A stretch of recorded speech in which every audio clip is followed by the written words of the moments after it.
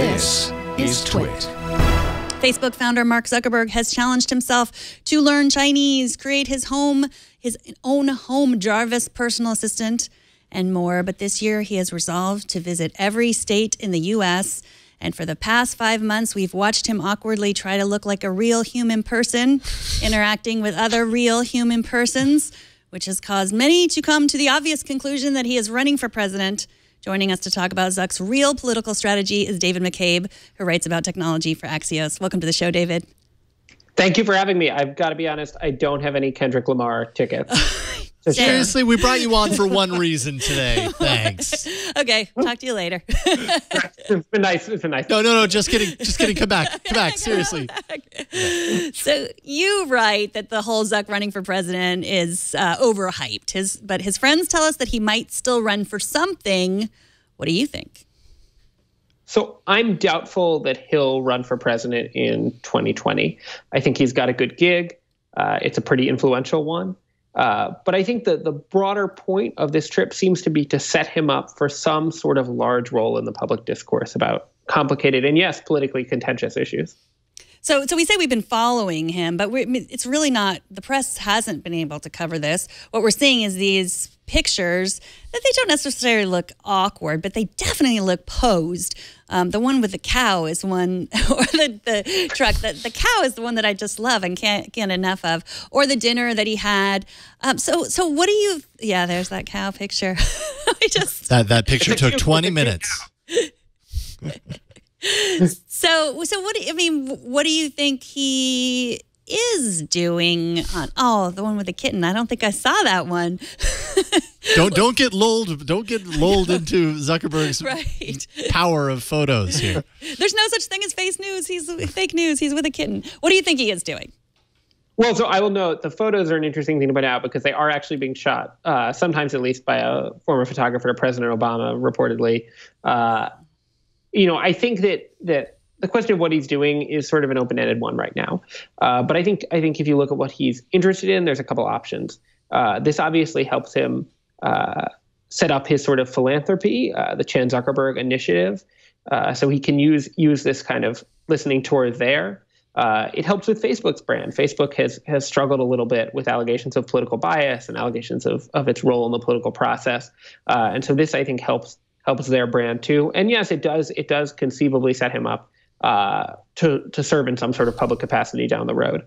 But we'll see exactly what that means. Yeah, you mentioned some of his entourage. He's got quite an entourage that surrounds him when he's going on these travels. Former government officials, advisors. In so many ways, what he's doing mirrors what politicians do when they travel the country to get down, boots on the ground, to talk to their constituents and really get to know the people in the areas that maybe they don't spend a lot of time in. How much of this do you think is truly about connecting with people, and how much of it is about the optics of what Zuckerberg is doing here and how that kind of gets translated in the press? I don't know if it's just me, but sometimes I feel like in some ways it's a manipulative thing that's happening in front of us. So I obviously don't want to speak for his personal motivations. Sure. It's hard to read into that. But the optics are very good in terms of the level of production, right? And you're exactly right. They use basically the tactics of a campaign or of a government official. The advance work is significant. I've talked to people who've been involved in these events. Nothing is left to chance. They scout the locations out. I do think that there may be a little bit of a difference that I've observed in how this has been received by the national press, who say, oh, it's a ploy, he's trying to run for something, and in the local press, which actually often is very excited about the fact that Mark Zuckerberg is taking the time to get to know people in their community. So I think at the highest level, it's a little bit hard to read what he's doing, but I wouldn't discount the power of someone as important as Mark Zuckerberg visiting a community he's never visited before. Right. Yeah, 1.9 billion people go to Facebook once a month. There's only 321 million people living in the United States. So does Facebook or Mark Zuckerberg have the responsibility to get out there and see what regular human persons like and do? I don't want to speak again, for what the responsibility of any Silicon Valley CEO is. But I certainly think that, and you guys probably feel this more than I do, that Silicon Valley has clearly been jolted by this election. And I think a lot of people, including seemingly Mark, do feel obligated to get out there and maybe learn a little bit more. I mean, Sam Altman from Y Combinator met with a bunch of Trump voters as well. And I think it's very telling about kind of the feeling among some in tech that they really don't understand a large part of the country that maybe they thought they did. Well, you're in D.C., and we have someone in the chat room who said Silicon Valley folk really don't understand how despised they are by the rest of the country. They are not considered admirable. I mean, I know that D.C. is its own bubble, a different bubble than Silicon Valley, but do you agree that is generally, from your view on the East Coast, is that generally the accepted rule that people in Silicon Valley are despised?